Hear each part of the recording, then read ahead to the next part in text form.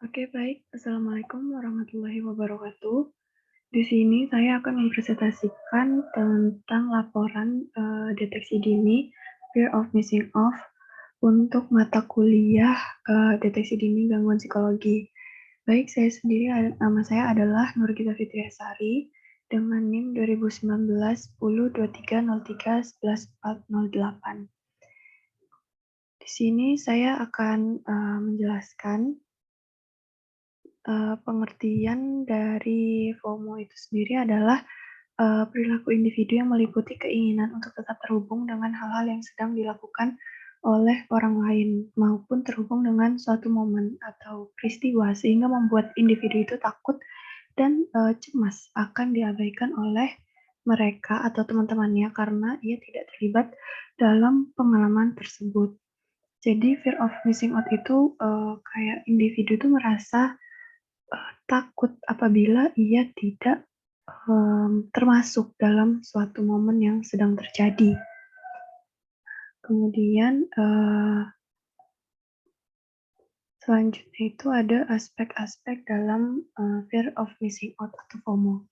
Yang pertama yaitu kecemasan yang diartikan sebagai respon individu terhadap sesuatu yang tidak menyenangkan. Kecemasan ini timbul karena individu sedang tidak terhubung dengan teman-temannya atau tidak terlibat dalam suatu kejadian. Yang kedua ada kekhawatiran, yaitu dapat dipahami sebagai keresahan individu karena mengetahui bahwa di tempat lain sedang terjadi sesuatu peristiwa atau interaksi yang sangat menyenangkan, namun individu tersebut tidak dapat ikut terlibat dalam peristiwa tersebut. Yang ketiga ada ketakutan sebagai perasaan emosional individu karena merasa terancam ketika tidak dapat terhubung dengan kejadian, pengalaman, atau interaksi dengan pihak lain. Di sini ada 6 faktor pendorong yang mempengaruhi munculnya FOMO atau Fear of Missing Out. Yang pertama itu keterbukaan informasi di media sosial, yang kedua ada usia, yang ketiga ada social one-upmanship.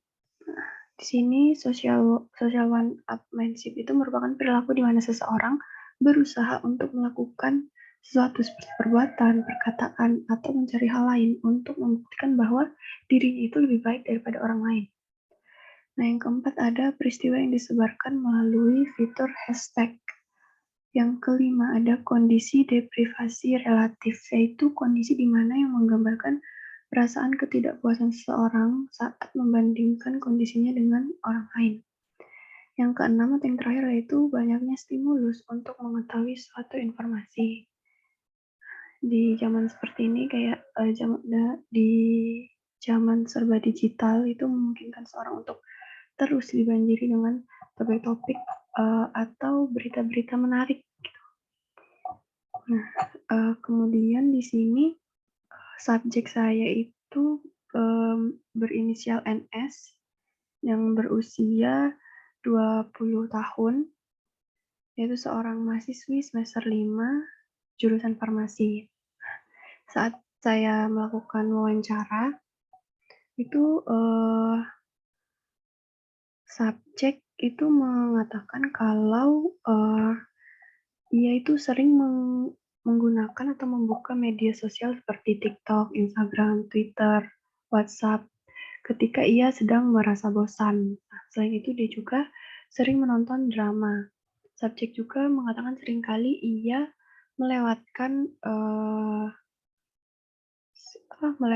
seperti kayak tidak mengerjakan, menunda-nunda tugasnya. Kayak subjek selalu merasa kesepian sehingga ia sering membuka media sosial untuk mencari informasi-informasi atau berita terkini yang sedang viral di media sosial. Nah, kemudian subjek itu ketika mencari informasi yang ia inginkan, dia akan menggunakan fitur hashtag di dalam media sosial tersebut. Dia akan mencari mengenai berita terkini atau informasi yang dia inginkan seperti mencari tempat makan yang murah, seperti itu. Kemudian subjek itu mengatakan dampak positif yang ia rasakan ketika mencari informasi di media sosial yaitu ia tidak, merasa tertinggal dan ia mendapatkan banyak informasi terkini, berita terkini dari media sosial. Tetapi dampak buruknya itu ya, subjek, mengalami apa ya, kayak, kehabisan waktu, kayak waktunya terbuang percuma hanya untuk, membuka media sosial dan ia seringkali menunda tugasnya. Kemudian subjek juga mengatakan saat teman-temannya, teman dekatnya, berkumpul dan bersenang-senang bersama tanpa kehadiran dia, ia akan merasa iri dan merasa tidak nyaman sehingga ia, bad mood, kepada teman-temannya yang tidak mengajaknya berkumpul bersama. Tetapi kalau, orang lain seperti mungkin kenalan atau teman yang tidak begitu dekat dengannya dan tidak mengajaknya berkumpul bersama, ia, akan merasa biasa saja. Jadi, selain melakukan asesmen dengan wawancara, sini saya juga melakukan asesmen menggunakan skala fear of missing out yang terdiri dari 25 item. Nah, kemudian, subjek memiliki jumlah skor 54. Nah, berdasarkan, hasil asesmen yang dilakukan sebelumnya, yaitu wawancara dan, mmm, tes menggunakan skala fear of missing out, itu dapat disimpulkan bahwa subjek, tidak tergolong sebagai, individu yang mengalami, fear of missing out atau FOMO karena, eee, dari ke-6 aspek yang mengindikasikan FOMO, subjek hanya merasa, eee, terdapat 3 aspek yang dialami oleh subjek, yaitu ia akan merasa sedikit cemas ketika tidak terlibat dalam satu momen dan itu hanya berlaku, dengan teman dekatnya saja.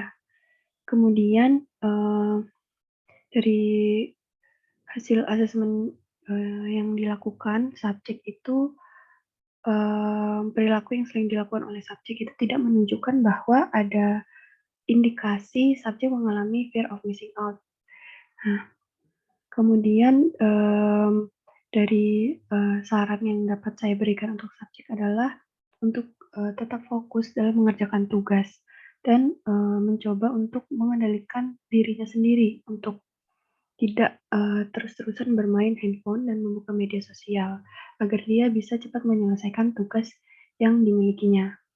Baik, sekian presentasi dari saya, lebih dan kurangnya mohon maaf. Wassalamualaikum warahmatullahi wabarakatuh.